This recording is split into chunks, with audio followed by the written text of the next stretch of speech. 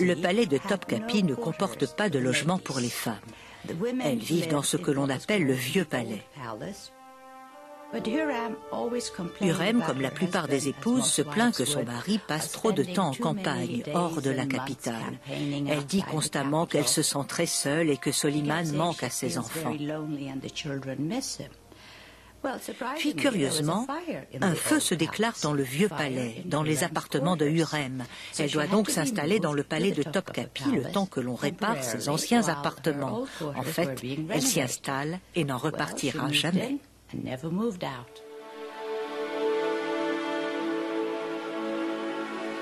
Hurem se trouve maintenant au centre du pouvoir.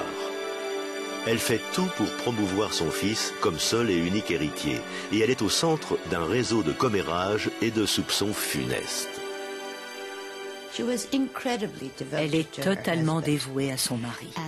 Elle prend chaque attaque contre lui comme une attaque personnelle contre laquelle elle doit lutter.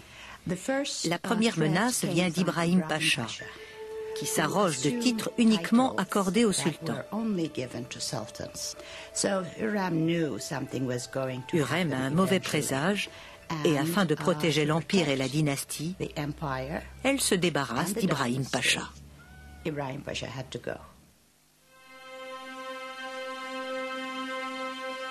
Le 15 mars 1536, Soliman et Ibrahim Pacha dînent ensemble, comme souvent.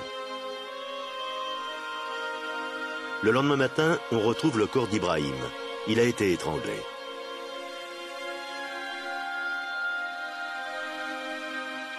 Pour Soliman, le temps de la désolation ne fait que commencer.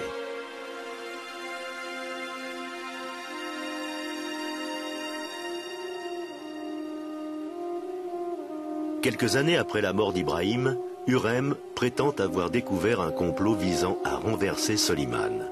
Un complot ourdi par Mustapha, son fils bien-aimé, héritier de l'Empire et aidé des Safavides.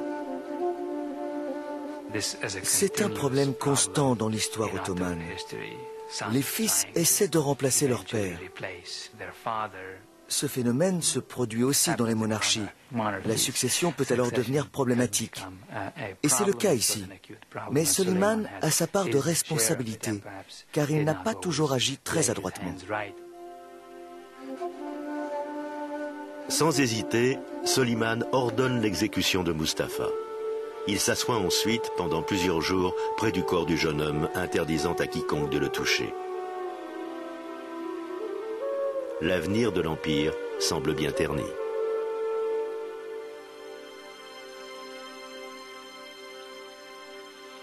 L'année suivante, à la mort de Hurem, Soliman sombre encore plus profondément dans le désespoir et va chercher consolation dans la poésie. À mon avis, il a écrit la majorité de ses poèmes après avoir perdu son épouse, car il y parle de la solitude du pouvoir et de son désir désespéré de la rejoindre. Si ton règne sur le trône impérial semble éternel, ne te méprends surtout pas. Un jour, un vent néfaste insufflera tous les malheurs des cieux sur cette terre de beauté.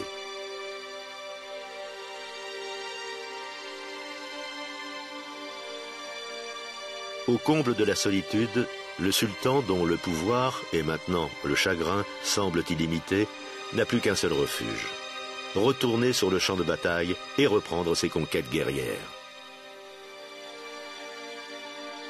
Il a mené personnellement 13 campagnes. La dernière a eu lieu à Ziguinchor, au sud de la Hongrie actuelle. Je pense qu'il savait que cette campagne allait être la dernière. Il l'a dirigée lui-même, tout en sachant qu'il n'en reviendrait pas. En 1561, l'homme qui aura régné si longtemps sur l'Empire meurt entouré de ses généraux dans son grand pavillon de guerre. Il a 67 ans. Aucun autre sultan ottoman après lui n'aura ce prestige. Les nouveaux réseaux du pouvoir vont se déplacer de la mer Méditerranée à l'océan Atlantique, puis vers le Nouveau Monde, délaissant petit à petit l'Empire ottoman.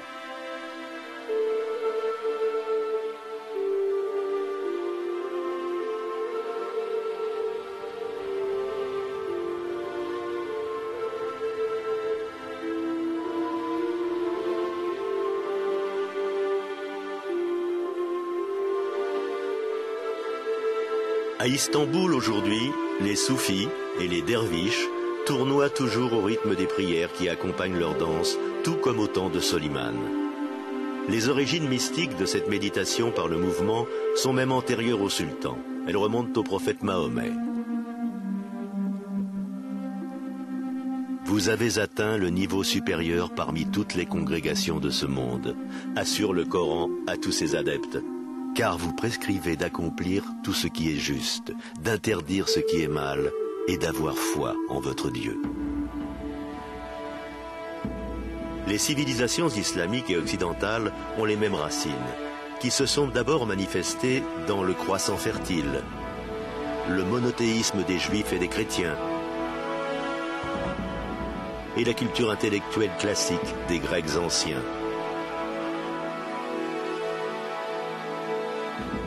Spirituellement, les deux traditions sont à la fois semblables et différentes.